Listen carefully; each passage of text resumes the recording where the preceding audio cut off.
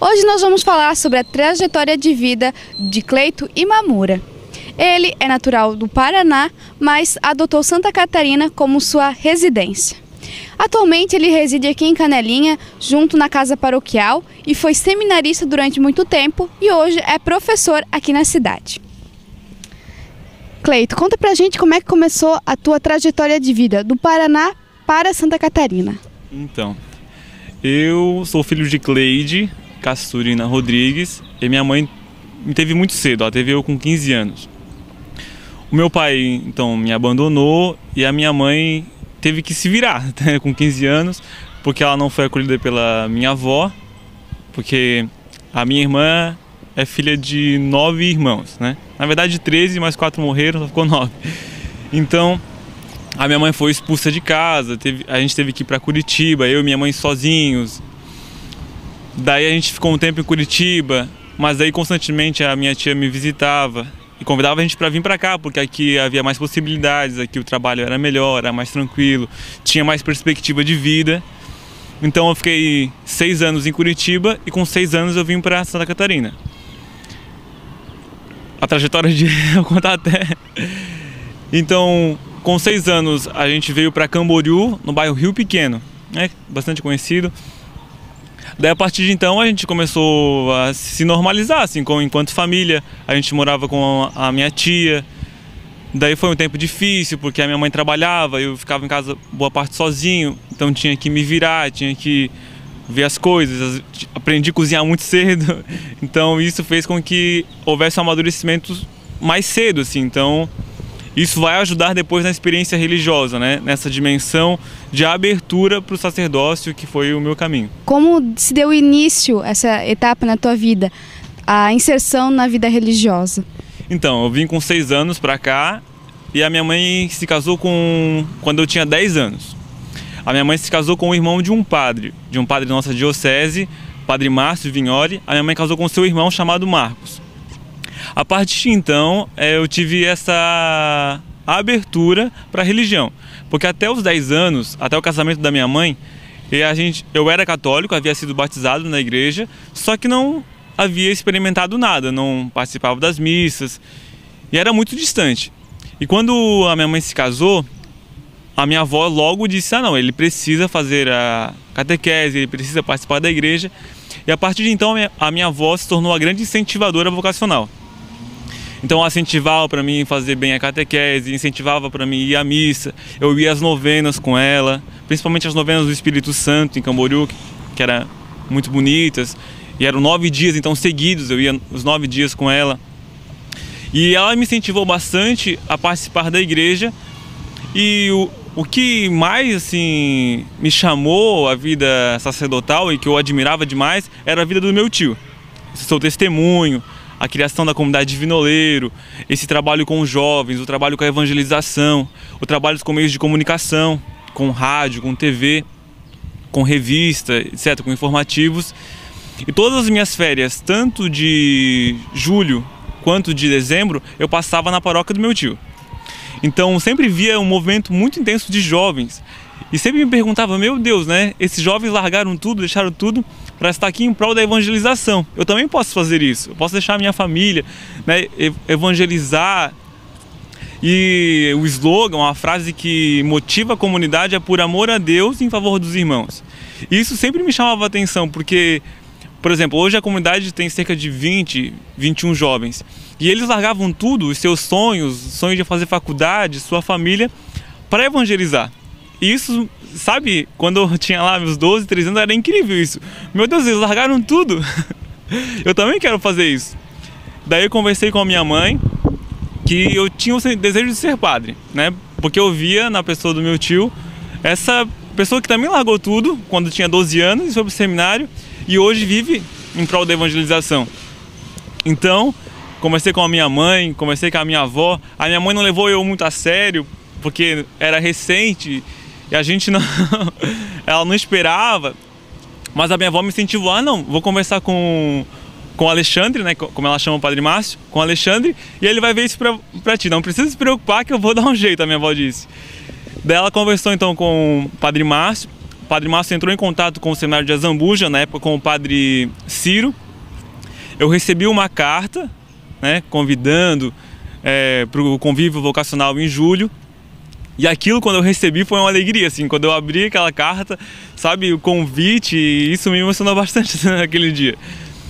Daí, respondi a carta e depois recebi uma ligação perguntando se eu realmente ia para o convívio.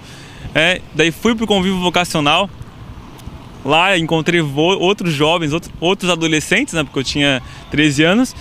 E, sabe, me motivei ainda mais. Se eu já tinha me motivado com os jovens nos retiros, nos encontros na paróquia do meu tio, encontrar jovens com o mesmo desejo de ser padre no seminário foi muito mais motivador. Então ingressei e foi muito bom. Durante essa trajetória no seminário, quais as experiências mais marcantes na sua vida? A experiência mais marcante foi a despedida na porta do seminário, né, com a minha mãe. Que a minha mãe, por ela ter me criado boa parte do tempo sozinha, a gente tinha um vínculo muito forte, né? De intenso, assim. E esse desligamento logo com 14 anos foi muito difícil, né? Porque, imagina, você passou boa parte só com a sua mãe, você criou um vínculo muito forte só com a sua mãe e de repente você precisa renunciar a esse vínculo para algo maior. Então, eu não chorei, porque eu disse, não, eu não vou chorar. Mas a minha mãe, quando a gente se despediu, e é sempre marcante, eu acho, para um seminarista essa despedida, porque logo que você dobra assim a curva de Azambuja, você já vê as duas torres do santuário e a construção do seminário. E eu sempre, quando vou lá, vejo isso, sempre me vem uma emoção muito forte, assim, que eu lembro desse momento. Eu ingressei no seminário no dia 10 de fevereiro de 2007. E os meus pais me levaram até a porta, conversaram com o formador. E sempre que a gente leva as coisas no quarto, desce para a despedida. E esse é um dos momentos mais marcantes, assim. E depois, se descobrir enquanto homem dentro do seminário é muito marcante. Você, por exemplo, eu ingressei com 14 anos e fiquei até os 20. Então toda a sua descoberta enquanto homem, enquanto pessoa, enquanto jovem, se dá dentro do seminário. Então eu acredito que o jovem que é formado dentro do seminário, ele tem uma visão assim de si, uma visão assim mais completa da pessoa, certo? Porque eu acredito que hoje os jovens, eles deixam de conhecer partes importantes de si e esquecem aquilo que é fundamental para a nossa vida. E eu acredito que esse amadurecimento dentro do seminário é algo que me marcou bastante. E qual o motivo da saída do seminário e depois dessa transformação para lecionar e ser professor? Então, eu sempre acreditei que eu não sairia mais do seminário, certo? Mas, como eu disse, a minha descoberta vocacional se deu junto ao meu tio, com a sua paróquia. O meu tio, ele fundou uma comunidade de vida. Essa comunidade tem 14 anos, a comunidade de Vinoleiro. O que é uma comunidade de vida? Ela é um órgão da igreja e ela sempre é voltada à evangelização. Ela é ligada, de certa forma, à renovação carismática. Então, são jovens que deixam tudo, se unem, moram numa mesma casa, homens, mulheres, e vivem pela providência de Deus, por doação, né, por ajuda, e vivem 24 horas para evangelizar. A nossa comunidade, a comunidade de Vinoleiro, trabalha com rádios, tem 3 rádios, a Rádio Cultura de Florianópolis, a Rádio Católica de Balneário Camboriú e a Rádio Conceição de Itajaí. Tem trabalhos no meio comunicativo, tem um programa na TV e tem várias iniciativas de evangelização. Então é uma comunidade de jovens, formada a maior parte por jovens, e vive em prol da evangelização. E a minha vocação se deu ao contato com essa comunidade.